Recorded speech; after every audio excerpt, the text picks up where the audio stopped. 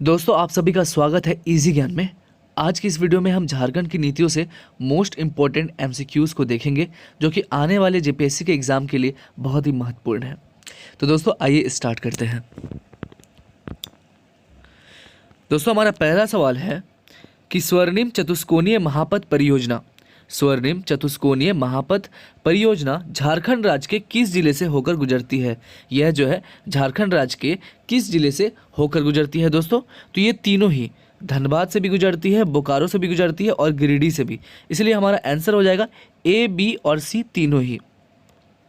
दोस्तों हमारा अगला सवाल है कि झारखंड के कितने जिलों से होकर स्वर्णिम चतुष्कोणीय महापथ परियोजना गुजरती है। झारखंड के कितने जिलों से होकर स्वर्णिम चतुष्कोणीय महापथ परियोजना गुजरती है। तो दोस्तों ये 4 जिलों से, ठीक है, झारखंड के 4 जिलों से होकर स्वर्णिम चतुष्कोणीय महापथ परियोजना जो है ये गुजरती है। चलते अगले सवाल की ओर दोस्तों। कहता है भारत सरकार का पूर्वी डेडिकेटेड फ्रेट कॉरिडोर झारखंड के अतिरिक्त किस राज्य को जोड़ता है। भारत सरकार का पूर्वी डेडिकेटेड फ्रेट कॉरिडोर झारखंड के अतिरिक्त किस राज्य को जोड़ता है दोस्तों। तो ये झारखंड के अतिरिक्त तीनों ही, बिहार को भी जोड़ता है, उत्तर प्रदेश को भी जोड़ता है और हरियाणा को भी जोड़ता है। इसलिए हमारा जवाब हो जाएगा ए, बी और सी तीनों ही। हमारा अगला सवाल है नई सूक्ष्म लघु एवं मध्यम इकाइयों और गैर सूक्ष्म लघु एवं मध्यम इकाइयों को सार्वजनिक वित्तीय संस्थाओं से लिए गए कुल ऋण पर समय से भुगतान करने पर प्रतिवर्ष कितना प्रतिशत की ब्याज सहायता प्रदान की जाएगी। नई सूक्ष्म लघु एवं मध्यम इकाइयों और गैर सूक्ष्म लघु एवं मध्यम इकाइयों को सार्वजनिक वित्तीय संस्थाओं से लिए गए कुल ऋण पर समय से भुगतान करने पर प्रतिवर्ष कितने प्रतिशत की ब्याज सहायता जो है ये प्रदान की जाएगी दोस्तों। तो ये 5%, कितने 5% की ब्याज सहायता प्रदान की जाएगी। चलते अगले सवाल की ओर दोस्तों। हमारा अगला सवाल कहता है कि झारखंड राज्य के गठन के बाद प्रथम औद्योगिक नीति की घोषणा कब हुई थी। झारखंड राज्य के गठन के बाद प्रथम औद्योगिक नीति की जो है ये घोषणा कब हुई थी दोस्तों। तो 2001 ईस्वी में इसकी घोषणा हुई थी, प्रथम औद्योगिक नीति की। चलते अगले सवाल की ओर दोस्तों। हमारा अगला सवाल कहता है कि झारखंड की प्रथम औद्योगिक नीति के तहत कहाँ तसर रेशम पार्क स्थापित करने का प्रावधान था।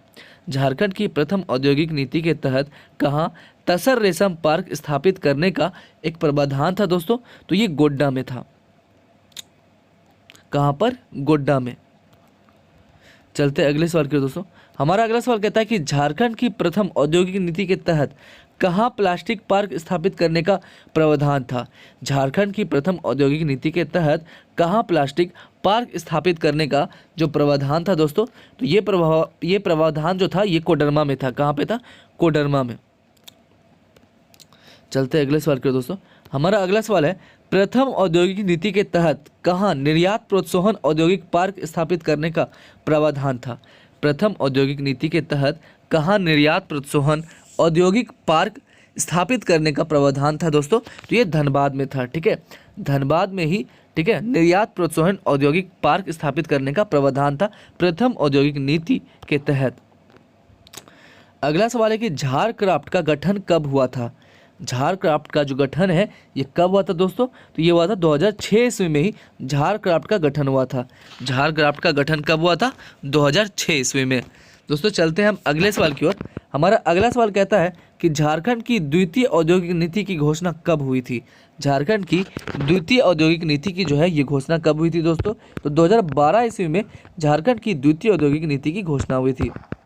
अगला सवाल है द्वितीय औद्योगिक नीति के तहत औद्योगिक गलियारा प्रस्तावित था जो है पतरातू, रांची और कहाँ। तो ये है रामगढ़, ठीक है। तो द्वितीय औद्योगिक नीति के तहत औद्योगिक गलियारा प्रस्तावित था जो है पतरातू, रांची डैश रामगढ़। तो हमारा अगला सवाल है कि द्वितीय औद्योगिक नीति के तहत किस स्तर पर भूमि बैंक के निर्माण का लक्ष्य रखा गया था।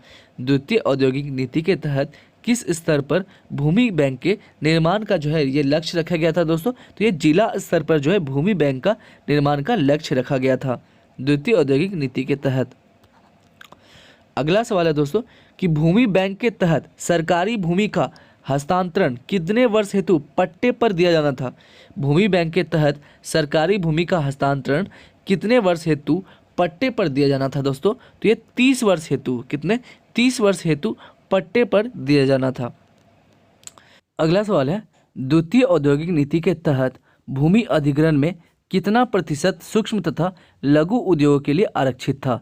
द्वितीय औद्योगिक नीति के तहत भूमि अधिग्रहण में कितना प्रतिशत सूक्ष्म तथा लघु उद्योगों के लिए आरक्षित था दोस्तों? तो ये 40%। कितना था? 40%। चलते हैं अगले सवाल की ओर। तुम्हारा आंसर हो जाता 40%। चलते हैं अगले सवाल की ओर दोस्तों। हमारा अगला सवाल हमसे कहता है कि द्वितीय औद्योगिक नीति के तहत विदेशी प्रत्यक्ष निवेश बढ़ाने के लिए राज्य सरकार द्वारा एनआरआई सेल की स्थापना रांची के अतिरिक्त कहाँ स्थापित करने का प्रस्ताव था? द्वितीय औद्योगिक नीति के तहत विदेशी प्रत्यक्ष निवेश बढ़ाने के लिए राज्य सरकार द्वारा एनआरआई सेल की स्थापना रांची के अतिरिक्त कहाँ स्थापित करने का प्रस्ताव था दोस्तों? तो ये नई दिल्ली में, ठीक है, रांची के अतिरिक्त नई दिल्ली में जो है स्थापित करने का प्रस्ताव था। चलते अगले सवाल की ओर।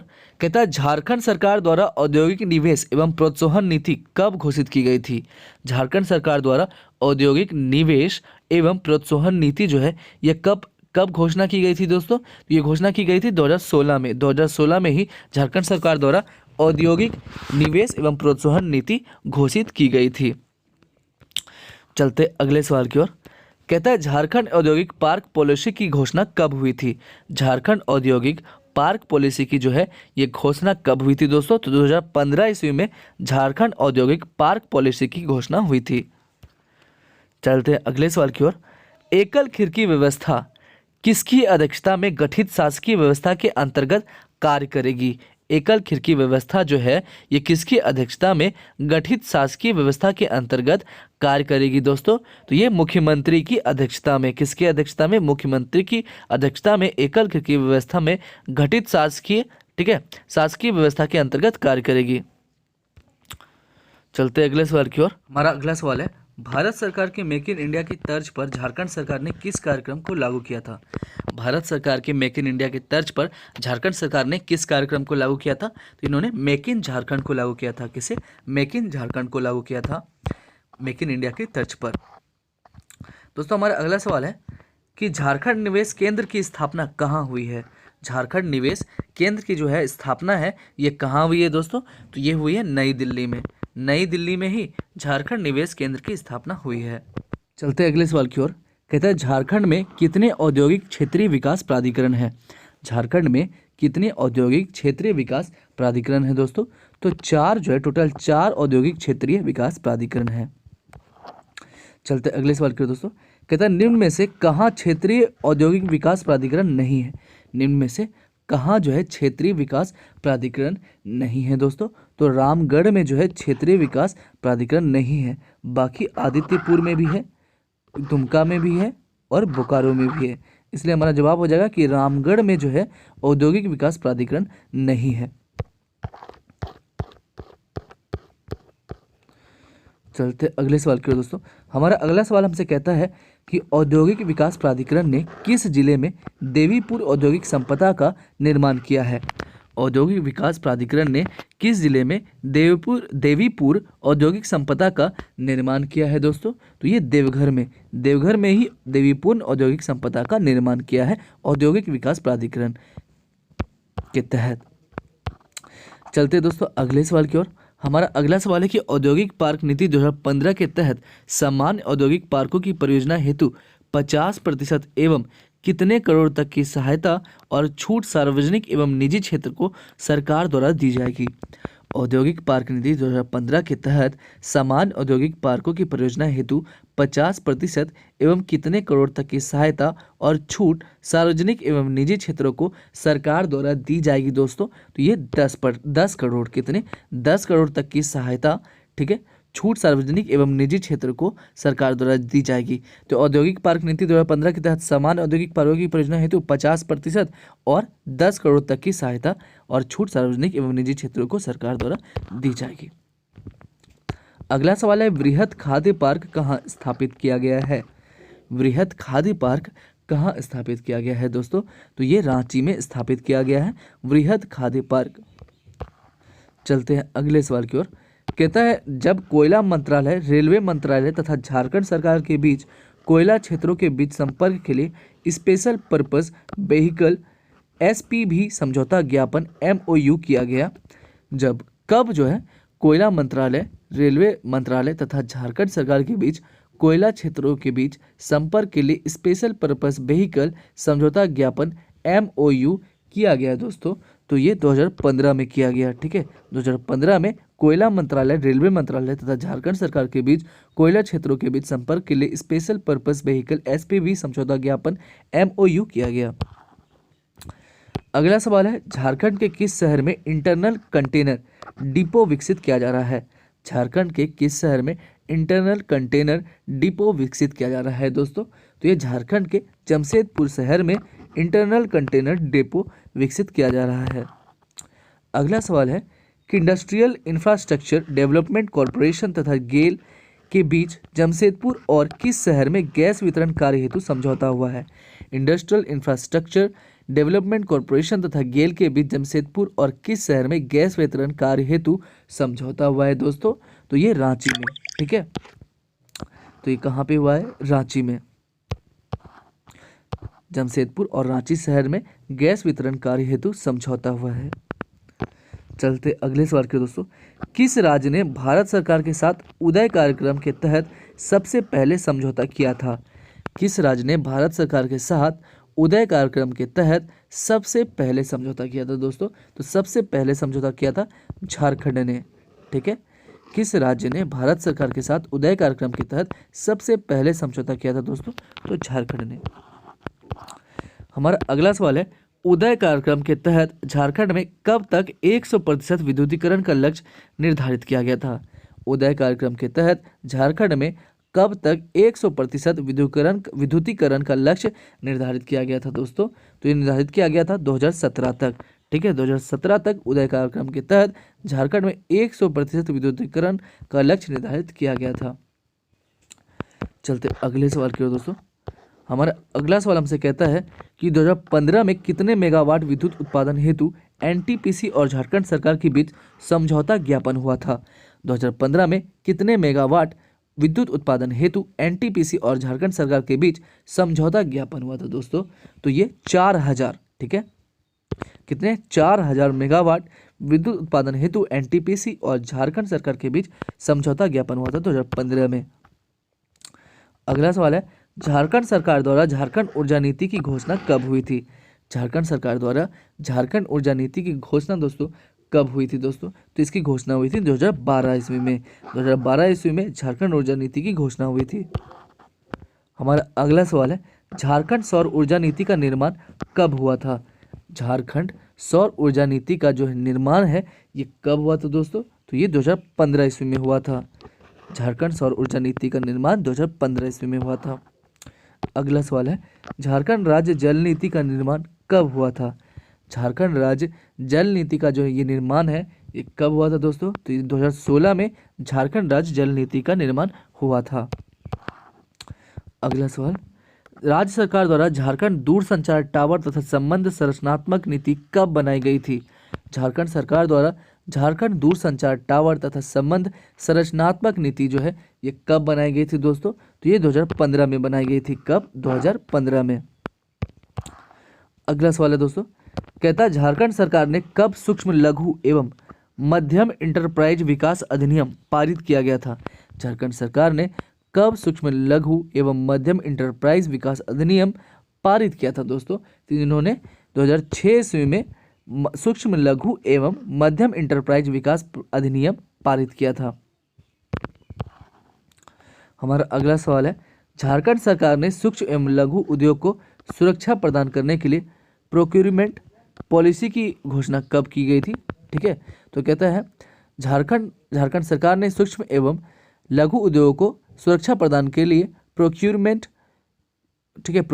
पॉलिसी की घोषणा कब की थी दोस्तों? तो इन्होंने घोषणा की थी 2014 में। कब की थी? 2014 में। अगला सवाल है, निम्न में से किस शहर में ऑटो सर्विस क्लस्टर का विकास किया गया है? निम्न में से किस शहर में ऑटो सर्विस क्लस्टर का विकास किया गया है दोस्तों? तो ये धनबाद में किया गया है। धनबाद में ही ऑटो सर्विस क्लस्टर का विकास किया गया है। चलते अगले सवाल की ओर, जनजातीय कला उत्पाद केंद्र का विकास कहाँ किया जाना है? जनजातीय कला उत्पाद केंद्र का जो है ये विकास है बेसिकली रूप से कहाँ किया जाना है दोस्तों? तो ये खरसावा में किया जाना है। खरसावा में ही जनजातीय कला उत्पाद केंद्र का विकास किया जाना है। हमारा अगला सवाल है, झारखंड सरकार हैंडलूम क्षेत्र से उत्पादित वस्तुओं को ISO डैश प्रमाणीकरण हेतु प्रयास कर रही है। झारखंड सरकार हैंडलूम क्षेत्र से उत्पादन वस्तुओं को ISO डैश प्रमाणीकरण हेतु प्रयास कर रही है।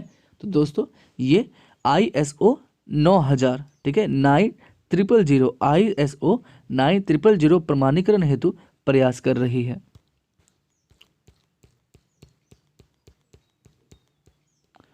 हमारा अगला सवाल है, झारखंड भारत में तसर रेशम के उत्पादन में कौन सा स्थान रखता है? झारखंड भारत में तसर रेशम के उत्पादन में कौन सा स्थान रखता है दोस्तों? तो ये प्रथम स्थान रखता है। झारखंड भारत में तसर रेशम उत्पादन हेतु प्रथम स्थान रखता है। अगला सवाल है, झारखंड रेशम तकनीक विकास संस्थान कहाँ स्थित है? झारखंड रेशम तकनीक विकास संस्थान जो है ये कहाँ स्थित है दोस्तों? तो ये स्थित है चाईबासा में। कहाँ पे? चाईबासा में ही झारखंड रेशम तकनीक विकास संस्थान स्थित है। अगला सवाल है कि निम्न में से किस स्रोत द्वारा झारखंड रेशम उद्योग को वित्त प्रदान किया जा रहा है? निम्न में से किस स्रोत द्वारा झारखंड रेशम उद्योग को वित्त प्रदान किया जा रहा है दोस्तों? तो ये A, B और C तीनों ही, ठीक है, A, B और C तीनों ही। कौन कौन से बोर्ड? केंद्रीय रेशम बोर्ड के द्वारा भी, नाबार्ड के द्वारा भी, राष्ट्रीय कृषि विकास योजना के द्वारा ही, ठीक है, झारखंड रेशम उद्योग को वित्त प्रदान किया जा रहा है। हमारा अगला सवाल है, झारखंड में पहली बार किस शहर को एयर टैक्सी सेवा से जोड़ा गया था? झारखंड में पहली बार किस शहर को एयर टैक्सी सेवा से जोड़ा गया था दोस्तों? तो एयर टैक्सी सेवा से जुड़ने वाले जो थे ये थे रांची देवघर। रांची देवघर के थ्रू ही झारखंड में पहली बार जो है एयर टैक्सी सेवा जोड़ा गया था, रांची से देवघर के बीच। अगला सवाल है दोस्तों कि राज्य सरकार ने निजी पर्यटन क्षेत्र के लिए कम से कम कितने एकड़ जमीन निर्धारित की है? राज्य सरकार ने निजी पर्यटन क्षेत्र के लिए कम से कम कितने एकड़ जमीन निर्धारित की है दोस्तों? तो इन्होंने कम से कम 20 एकड़ जमीन निर्धारित की है। कम से कम कितने? 20 एकड़ जमीन। तो हमारा अगला सवाल है, राज्य सरकार ने कब झारखंड फिल्म नीति का निर्माण किया था? राज्य सरकार ने कब झारखंड फिल्म नीति का निर्माण किया था दोस्तों? तो 2015 ईस्वी में झारखंड फिल्म नीति का निर्माण किया गया। अगला सवाल है, झारखंड सरकार ने technology upgradation fund scheme, Jharkhand सरकार ने technology upgradation fund scheme TUFS की शुरुआत किस क्षेत्र को बढ़ावा देने हेतु की है? झारखंड सरकार ने technology upgradation fund scheme TUFS की शुरुआत जो है ये किस क्षेत्र को बढ़ावा देने के लिए की है दोस्तों? तो ये वस्त्र एवं परिधान क्षेत्र को बढ़ावा देने हेतु ही TUFS technology upgradation fund scheme की शुरुआत की है। चलते हैं दोस्तों अगले सवाल की ओर।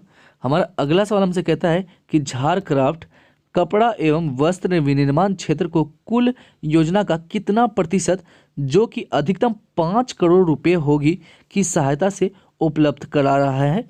झारखंड कपड़ा एवं वस्त्र विनिर्माण क्षेत्र की कुल योजना का कितना प्रतिशत जो कि अधिकतम 5 करोड़ रुपए होगी की सहायता उपलब्ध करा रहा है दोस्तों? तो 75%। कितना? 75% जो कि अधिकतम 5 करोड़ रुपया होगी की सहायता उपलब्ध करा रहा है झारक्राफ्ट कपड़ा एवं वस्त्र विनिर्माण क्षेत्र के लिए। अगला सवाल है, निम्न में से किस शहर में IT पार्क एवं IT सिटी की स्थापना की जा रही है? निम्न में से किस शहर में IT पार्क एवं IT सिटी की स्थापना की जा रही है दोस्तों? तो ये रांची शहर में, रांची शहर में ही IT पार्क एवं IT सिटी की स्थापना की जा रही है। चलते अगले सवाल की ओर। हमारा अगला सवाल हमसे कहता है कि निम्न में से किस शहर में सॉफ्टवेयर पार्क की स्थापना हुई है? निम्न में से किस शहर में जो है सॉफ्टवेयर पार्क की स्थापना हुई है दोस्तों? तो धनबाद में भी हुई है, बोकारो में भी हुई है और देवघर में भी हुई है। इसलिए हमारा जवाब हो जाएगा A, B और C तीनों ही। चलते अगले सवाल की ओर। कहता है भारत सरकार ने किस शहर में इलेक्ट्रॉनिक विनिर्माण क्लस्टर को स्वीकृति दी है? भारत सरकार ने किस शहर में इलेक्ट्रॉनिक विनिर्माण क्लस्टर को स्वीकृति दी है दोस्तों? तो आदित्यपुर में, आदित्यपुर में ही भारत सरकार ने जो है इलेक्ट्रॉनिक विनिर्माण क्लस्टर को स्वीकृति दी है। अगला सवाल है, टाटा मोटर्स कहाँ स्थित है? टाटा मोटर्स कहाँ स्थित है? तो दोस्तों ये जमशेदपुर में स्थित है। टाटा मोटर्स कहाँ पर स्थित है? जमशेदपुर में। चलते अगले सवाल की ओर। कहता है झारखंड सरकार द्वारा 2020 तक कितने मेगावाट सौर विद्युत ऊर्जा उत्पादन का लक्ष्य है?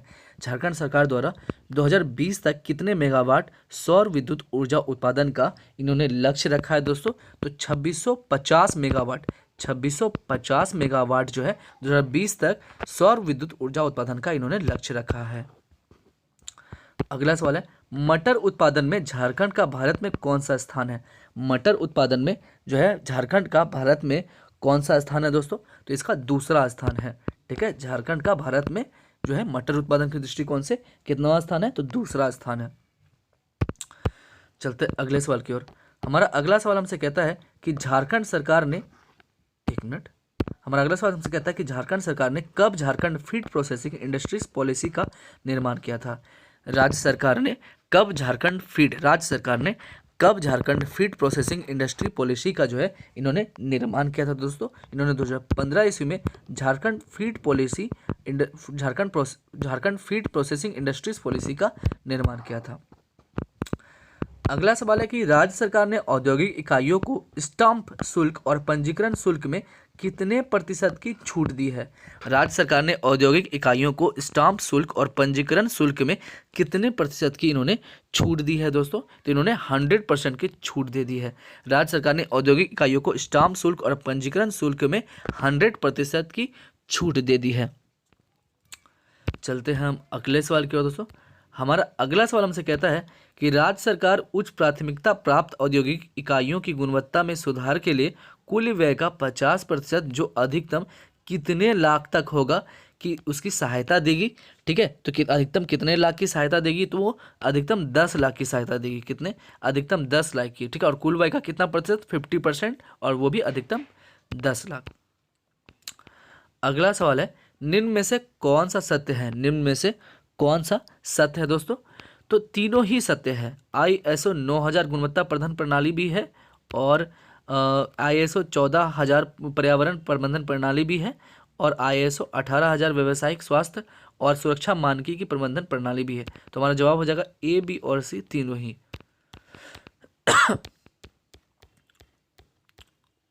चलते हैं अगले सवाल की ओर। कहता है, राज्य सरकार पेटेंट पंजीकरण के लिए किए गए व्यय का कितना प्रतिशत भुगतान करेगी जो कि प्रति पेटेंट अधिकतम 10 लाख होगा?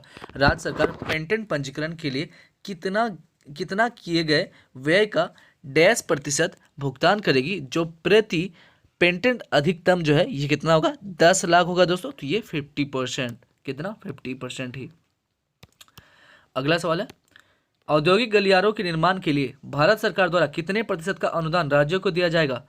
औद्योगिक गलियारों के निर्माण के लिए भारत सरकार द्वारा कितने प्रतिशत का अनुदान जो है ये राज्यों को दिया जाएगा दोस्तों?